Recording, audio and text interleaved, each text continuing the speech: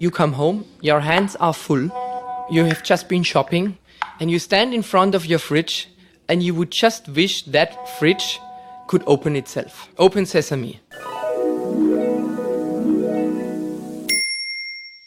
Where you're able to monitor things like combine harvesters, water dispersers, water tanks, even whether a farm gate is open or closed. You don't need to traipse across a dozen fields to find it. You just get a little blip on your phone when you're sitting in the farmhouse having a cup of tea. You send Joe over there to close the gate. These are kind of technologies, the Internet of Things, are going to actually be quite exciting.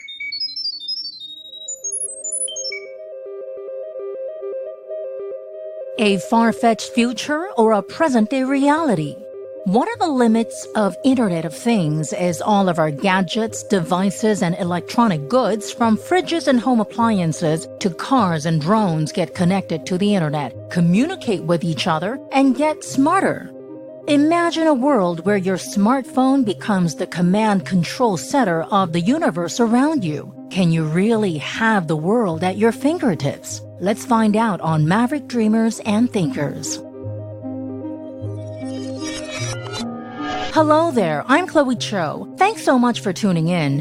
As you just heard, whether it's getting the fridge to open its doors by itself or changing the way our farms and cattle are grown and monitored via drone technology, cloud platforms, data analytics, and artificial intelligence, will smart technologies be able to track every little detail around us, be it temperature changes, abnormal weather patterns, or unusual activities? If so, will we be able to predict what's upon us and prevent accidents and mishaps, ushering in a much simpler form of life? Let's find out more from Toby Ruckert, founder and CEO of UIB, a Singapore-based IoT messaging platform that's collaborating with Bosch, IBM, SAP, as well as Conrad and Marriott hotel chains, and many others to facilitate communications between people and their appliances, devices, hotel rooms, and beyond.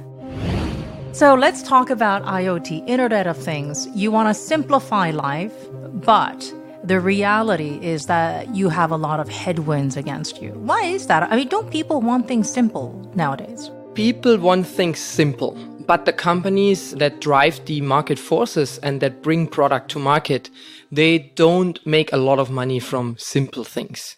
They make a lot of money from the processes and also from the minor increments and the minor improvements, not the 0 to 1, but say the 1 to 1.1, for example. And I can give you a good example in IoT. The reason why IoT has not been taking off as much as it has been predicted by any numbers, whether it's McKinsey, Gartner, I mean, you name them, over the past few years, is simply because the technology is there, but the way to use it is too complicated. And that's what my company UIB actually wants to do. We want to make these things much simpler to use, the Internet of Things simple to use. And that's why our tagline is also simply communicate. Does that mean that right now there's a battle going on between those who want to make IoT as complicated as possible and people like you who want to simplify it as much as possible? Well, to be fair to the people that I said they make things unnecessarily complicated, I don't think they do it on purpose just to keep their margin. I do think that's just the nature of their sometimes bureaucratic processes. I would say that in the last year particularly, the IoT market and IoT technologies have realized that they have to come together. Some consortiums have formed. It's not everyone against everyone. Some people are collaborating much better together. So I believe that with 2020 approaching, we will see a big uptake in certain specific IoT verticals where these technologies can be deployed in a simple way. Your fridge door is left open, your garage door is left open, your freezer doesn't perform properly and all the produce will be spoiled the next day. There are innumerable examples. So these are the first use cases that we are seeing that are going to be deployed next year. Also, for example, if you have a coffee machine where the milk container is not properly cleaned, or an air conditioner that's not properly operated or also cleaned, and the filtration can be a problem. So these are things where the machines can very simply tell you, hey, I need help. This is how you do it. Please help me with that.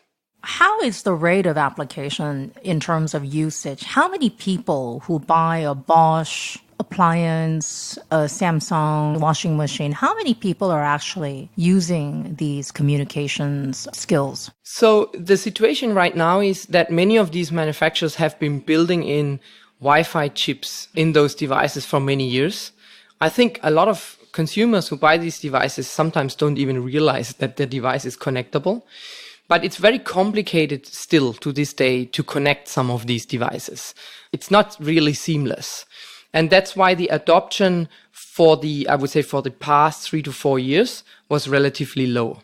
But I'm really bullish on 2020 because much of the onboarding of IoT devices, also the cost of IoT devices, and most importantly, what we talked about earlier, the simplicity of operations is going to be a combination where I really see IoT take off. Not just in, the example with industry, but also on the consumer side. IoT, despite the hype and hope, it hasn't taken off as much as some would like to see.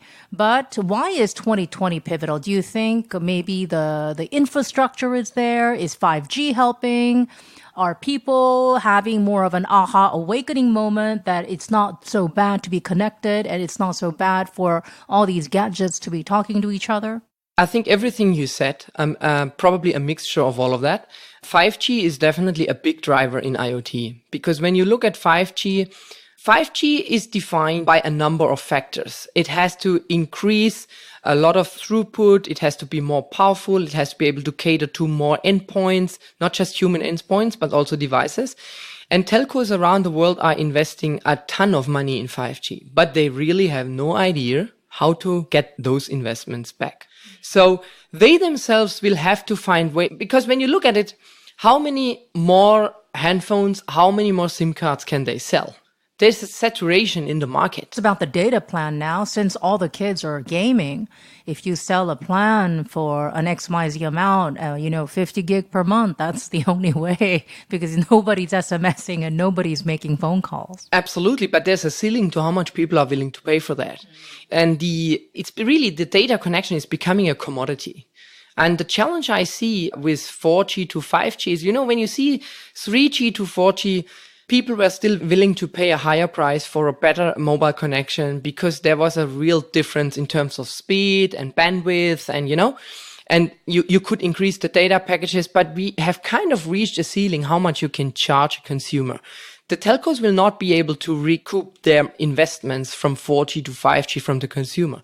They will have to find other ways and means to do that. And I think IoT is one such example.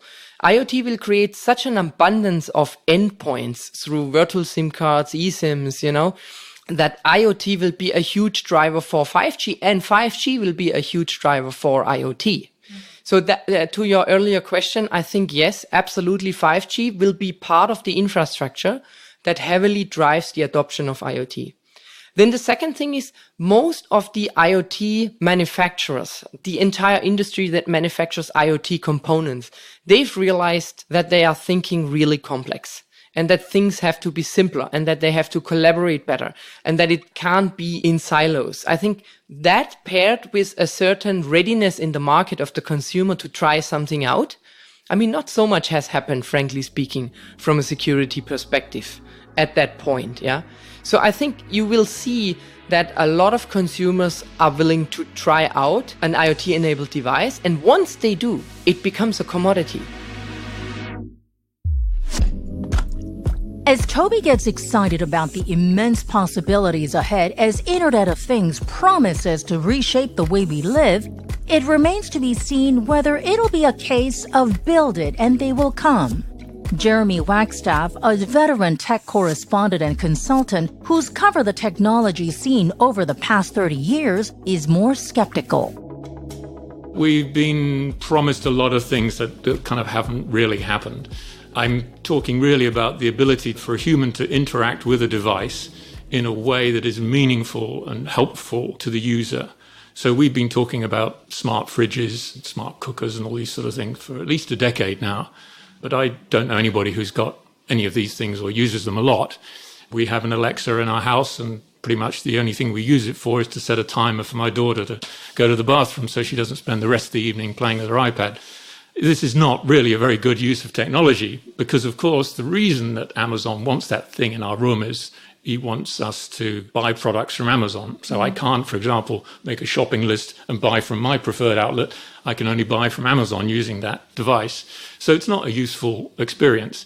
And if you've ever tried to interact with a voice-activated device where there's a problem, and there's been interesting academic studies of this, the reality is that you have no real way to solve a problem. If you don't know the right command, or you find yourself using the wrong app, or it's confused in some way, or just not giving you what you want, you then have to either go to your smartphone or the web and then solve the problem. So how is this an advance?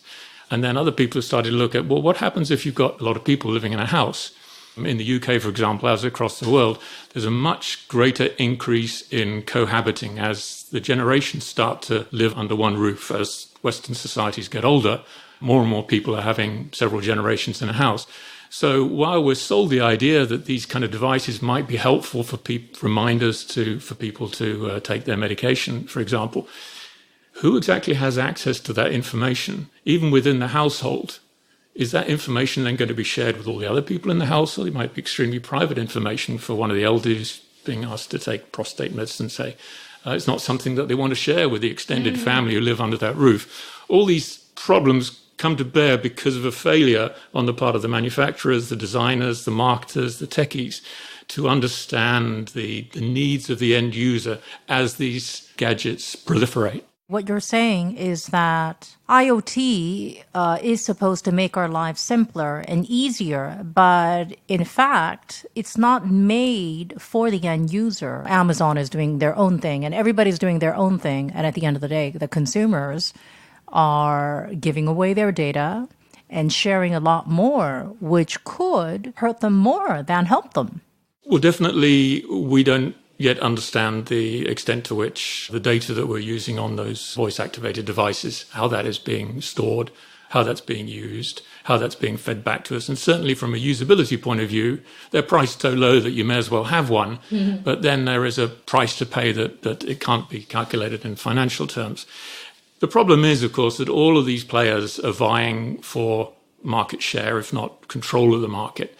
And as what happens with a lot of these new proliferating technologies, they will always try to build a walled garden in terms of Facebook. We see that very effectively. They own Facebook and they own WhatsApp, they own Facebook Messenger. If you try and uninstall Facebook Messenger, you will get a notification on your Facebook app or on the web app saying that you've got that message on your phone. You can't actually read it until you install Messenger. Why? Because the Messenger app and the Facebook app collect a huge amount of information behind the scenes. And there's no point in them giving you access to that message through the normal browser, which you should be able to do, because then it would not be a useful transaction for them. While technology becomes more pervasive and ubiquitous in our day-to-day lives, a new book titled Screen Schooled, two veteran teachers expose how technology overuse is making our kids dumber. Co-authored by Joe Clement and Matt Miles, reveal that Bill Gates kept strict caps on screen time for his children, while Steve Jobs did not let his children use the iPad that he helped create. If two of the biggest tech figures in recent history kept their homes tech-free, what did they know about their own products that we don't? This helps us understand why Toby's wife Margit is adamant about switching everything off before bed. A certified naturopath who also runs a wellness e-commerce business, Margit Brusda admits that she wants to push back against technology despite its benefits. It's an irony given that both her world and that of Toby's have been turned upside down by technology, as their nomadic lifestyles today resemble nothing like their upbringing in a small German village near Stuttgart.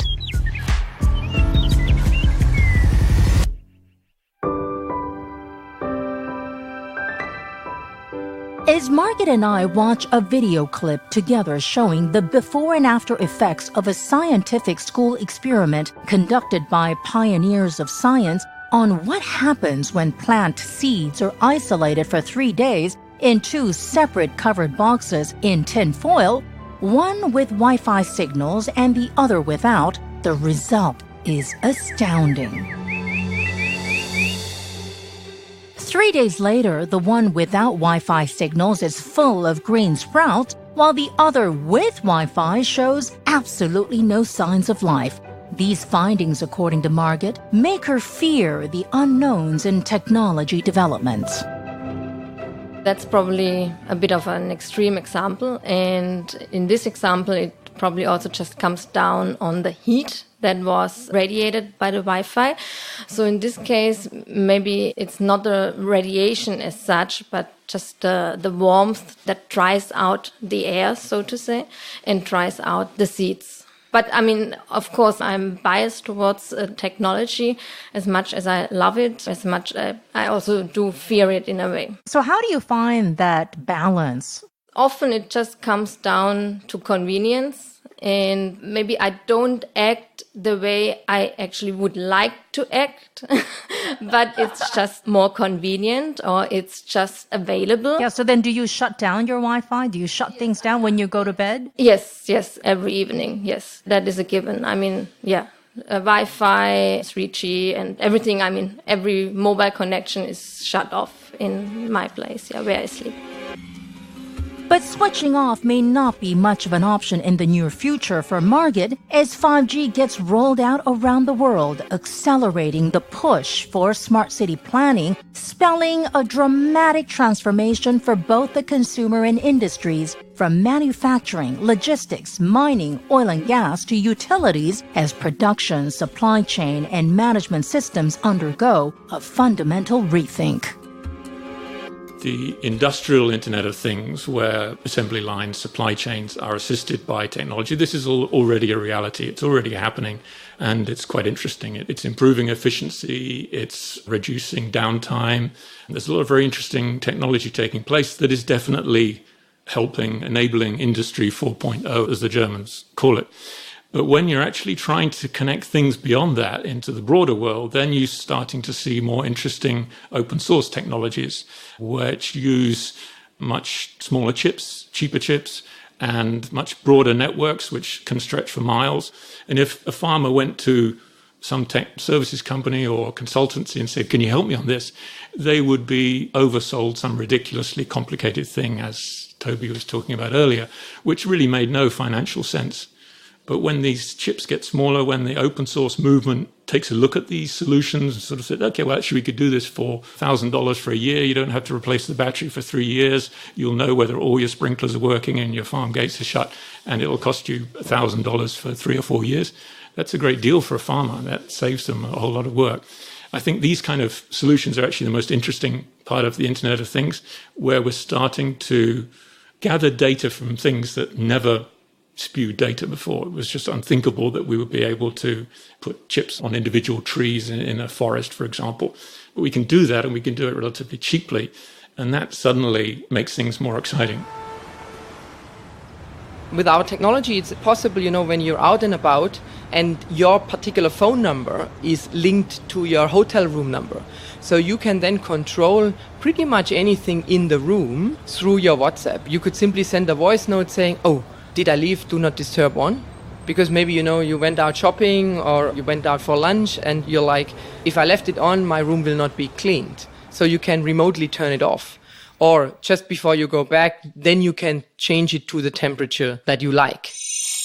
On the other hand, I think there's an element of fear on the minds of so many people because as data, personal privacy, these things become an issue. And you notice that, for example, if you're using Echo and Alexa is listening in on everything and some of that data gets sent to the people behind the scenes, people start wondering, why can't I protect my own privacy, the stuff that goes on in the four walls of my home?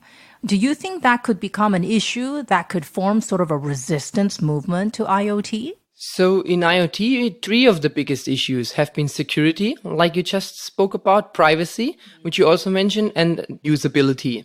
Typically speaking, the easier you make the usability, the less privacy and the less security you have. That's one of the biggest challenges. So it's kind of like on opposite ends of the spectrum. Yes, there will be huge challenges. I can tell you there's one IoT company out there right now. They pretty much have millions of unprotected IoT devices out there. If a hacker would decide so, they could probably control millions of devices in many households today. Mm-hmm. That's one reason why, for example, in California, they're going to have a IoT law. That means that any IoT device, I think the law will come into effect beginning of 2020, if I'm not mistaken. And the Californian government has basically said, look, every IoT device has to be protected with a specific password. And one of our strengths in UIB is that we can link that particular device identity to a particular user identity that was pre-authorized on a social channel, for example, on a Facebook or on a WhatsApp telephone number or on a WeChat. So your identity and the device identity are interlinked, which on the one hand makes it easy to operate, but on the other hand doesn't allow anyone else to operate that device unless, of course, they would do so from your own phone. Let's say UIB or any other IoT facilitator is working with Bosch, Samsung, LG, Sony, whoever makes the appliances. And I think there's an element of fear, especially when you look at some of the thinking coming out from the US, because Amazon is becoming this beast that is controlling the world, right? The thinking is, okay, so if all of the data ends up getting fed to Amazon or whoever is behind the scenes, then don't we end up creating these monstrous beasts that have far more intelligence about the world? And eventually, I mean, putting together a coffee machine, a washing machine probably is not rocket science. Then they might as well just set up the whole ecosystem and then give all these appliance makers a run for their money. Well, it's good that you say it, so I don't have to.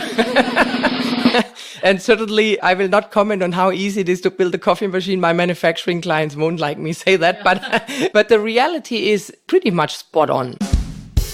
Whatever you've just said. I mean, look, I don't know whether you saw the news, but the Nike group has pretty much withdrawn its presence from Amazon, I think a couple of weeks ago or so. So Amazon is really seen as a dangerous company in terms of the data that they now generate and the market power that they yield. I'm not going to talk critical about Amazon in that sense because we try to be a really agnostic and neutral player and work with all.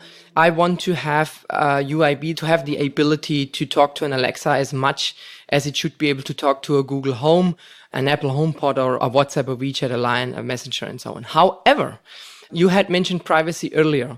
All of those smart speakers, all of them, and without exception, they have publicly declared that they have a bunch of people sitting in rooms listening to the conversations in order to make them better. And that's common knowledge, and I'm not blaming them because at this point, they truly only want to make the technology better. There's not enough reason to spy on people at this point in time because there's simply not enough devices in the market to do so. So they genuinely want to make the technology better. But yes, they are listening to the conversations. That is vastly different from what we are doing. I mean, we have an end-to-end encrypted. In the case of WhatsApp, for example, from your phone, the message goes directly to the manufacturer's cloud, the manufacturer that you bought the device from. It's decrypted there, and that conversation stays with the manufacturer. We even don't store that conversation. And back to your question about the data, how valuable that is. The problem is most large companies haven't really understood how valuable that data really is. And I will give you a practical example. You see, Amazon bought Ring and a bunch of other companies in the smart home and IoT space. But what they initially didn't do, they did not manufacture their own IoT devices. Now, on Amazon Basics, you can buy plugs, you can buy lights, and believe it or not, recently they created their own oven. Now, I don't know how easy it is to build a coffee machine, but they are building ovens. Are we paranoid in thinking that our coffee machines, fridges, and cars will spy on us? On the flip side, how paranoid should appliance makers be about letting companies like Amazon hoard users' data? Data is supposed to be the new oil of the 21st century. If so, is there a way to put a price on it and generate revenue?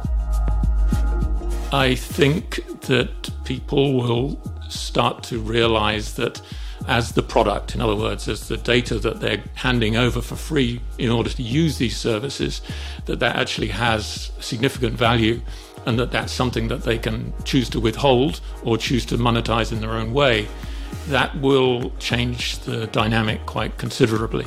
So you've seen so much, even from the very beginning days of a dial-up modem. How do you think the world will be, at this critical juncture where we're talking about IOT, we're talking about chip implants in the brain and so many other developments? Where do you think we'll be 5-10 years from now? You can successfully persuade people to think something different in quite a short period of time if you use certain tactics. These predate the internet, but the internet enables these and weaponizes these to a great extent. So the very dystopian view is that is only going to get worse, and we're going to become very, very confused, easily manipulated, and that the internet will at some point have to be regarded as something of a failure.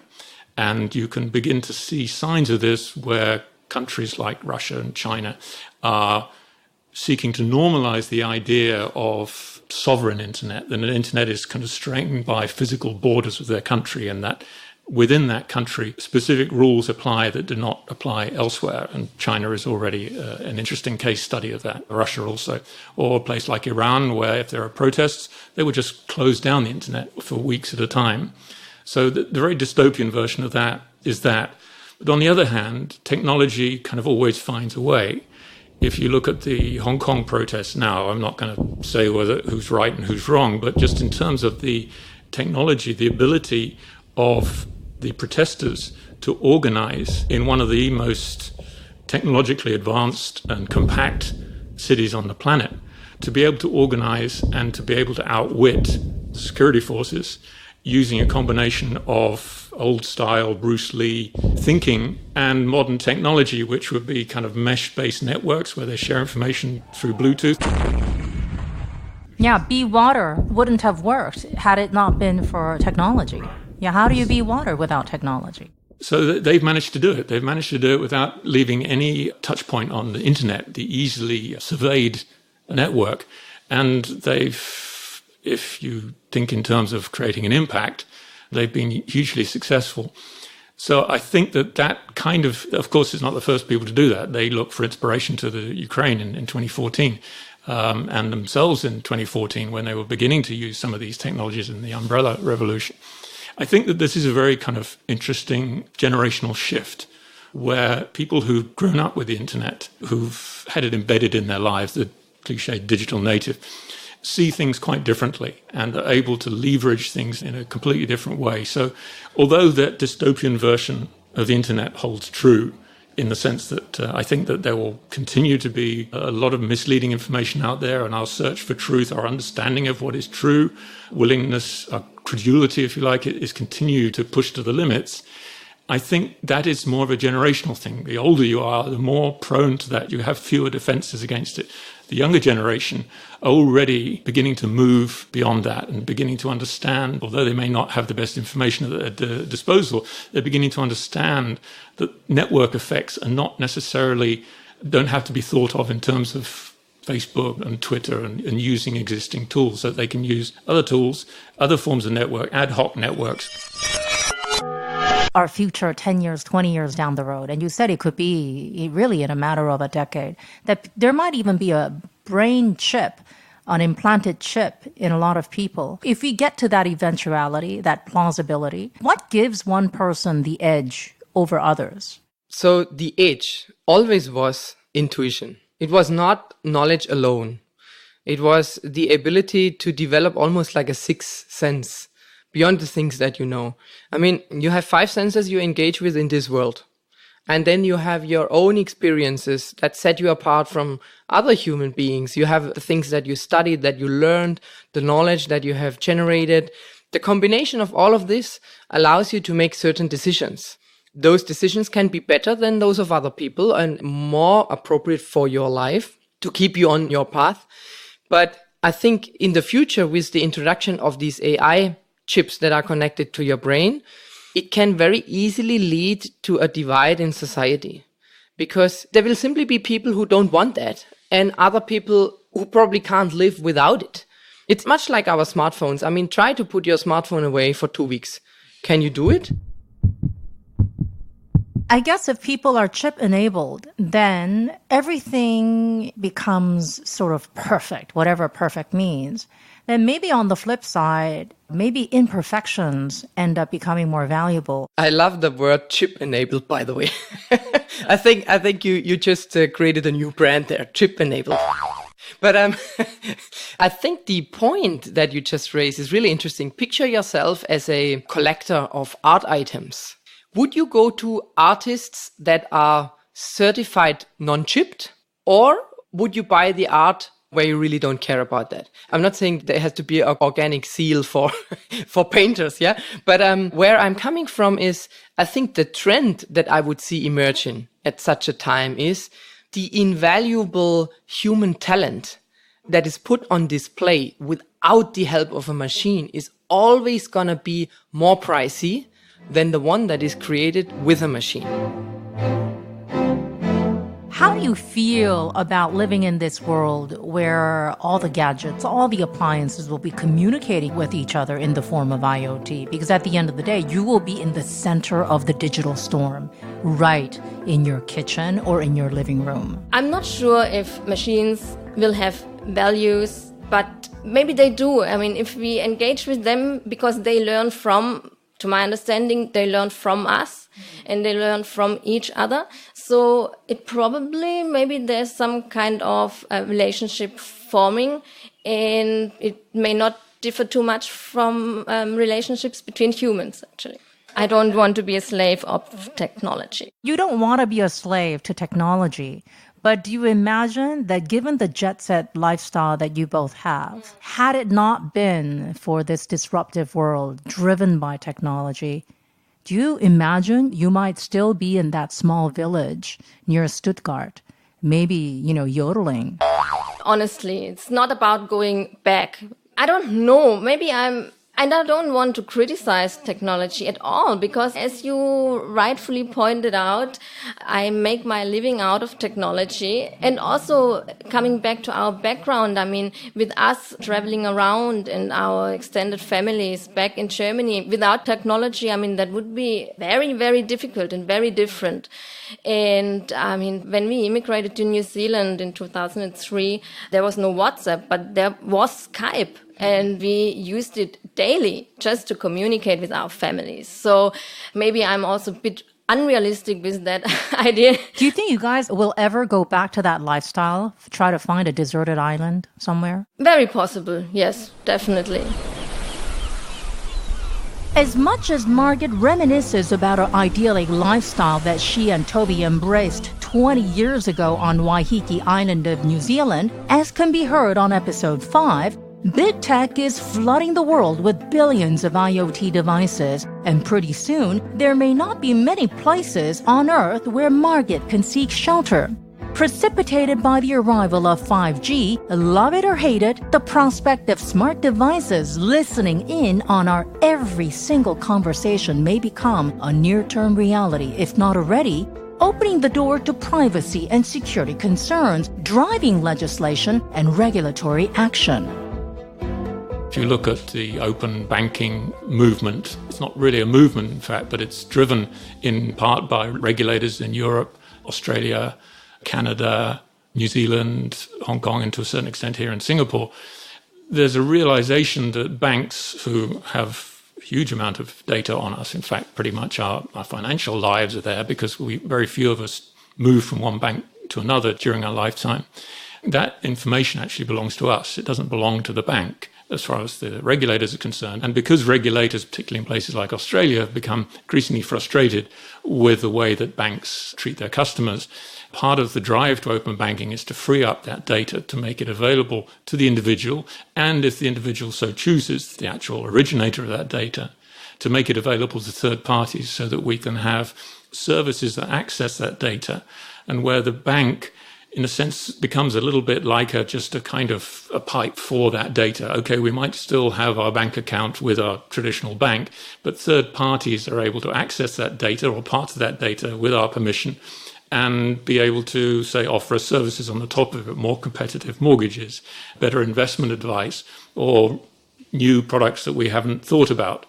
Security and privacy issues aside, this is a recognition and part of a greater, albeit slow movement, where the idea of data, individuals' data, actually belongs to the individual, and we are the ones who control it. So in Australia and UK, for example, it starts with banks and then it will move to utilities, telcos, gas companies, where we are able to take that data and make it available to third parties and either get payment in return for allowing them access to that data or services.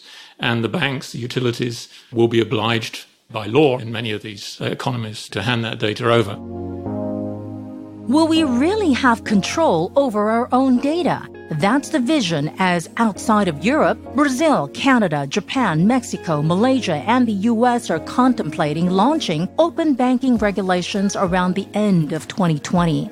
As the world becomes more connected, watch this space as big battles get underway over who controls personal data. Hope you enjoyed this perspective on IoT with my guests Toby, Margit, and Jeremy. Thank you so much for tuning in. Really appreciate you taking the time. Would be most grateful if you could subscribe and give us a quick review. Do make Maverick Dreamers and Thinkers a part of your weekly routine. And if you'd like to find out more about our podcast, go to www.brilliantmp.com for details. Join us next week. To all the great dreamers out there, I'm Chloe Cho. Take care.